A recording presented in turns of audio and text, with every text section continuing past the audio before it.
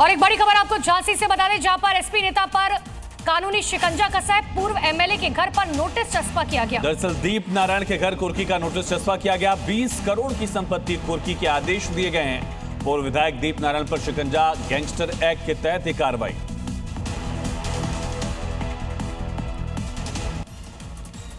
और आगे आपको दिखाते हैं राजधानी दिल्ली से जुड़ी हुई 5 बड़ी खबरें।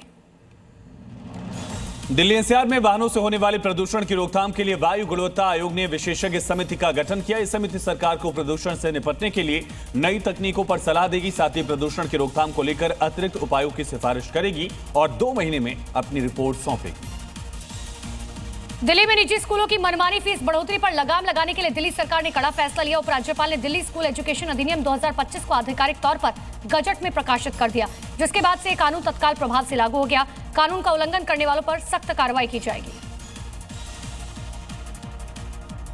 पटियाला हाउस कोर्ट ने दिल्ली धमाका मामले में गिरफ्तार 3 डॉक्टर से एक मौलवी को 12 दिन की न्यायिक हिरासत में भेजा। एनआई ने चारों को 8 दिसंबर को हिरासत में लिया था। मामले में एक अन्य आरोपी बिलाल नासिर को भी कोर्ट में पेश किया गया, जहां उसका वॉइस सैंपल लिया गया है।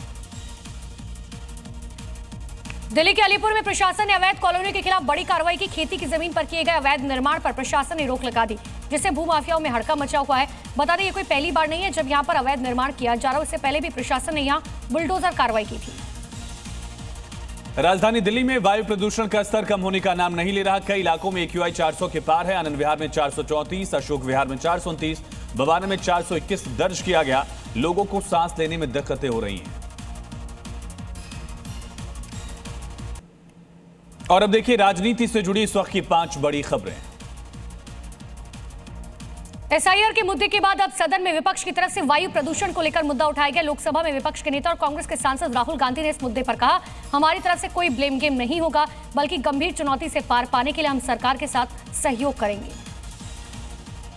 राहुल गांधी ने सदन में सरकार से वायु प्रदूषण पर चर्चा की मांग की। संसदीय कार्य मंत्री किरेन रिजिजू ने कहा, सरकार ने पहले दिन से अपनी बात साफ कर दी थी। सरकार सभी जरूरी मुद्दों पर चर्चा के लिए तैयार है। यह भी कहा कि राहुल गांधी के नेतृत्व वाले मुख्य विपक्षी दल के सुझाव को शामिल किया जाएगा।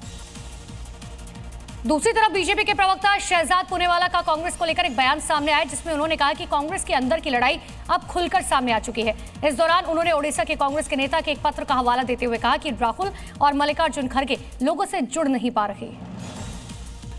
यूपी सरकार में मंत्री ओम प्रकाश राजभर एसआईआर के मुद्दे पर विपक्ष पर हमलावर नजर आए। कहा कि एक तरफ विपक्ष की पार्टियां बूथों पर एसआईआर फॉर्म भरवा रही हैं, दूसरी तरफ लोगों के नाम काटे जाने को लेकर अफवाह भी फैला रही हैं।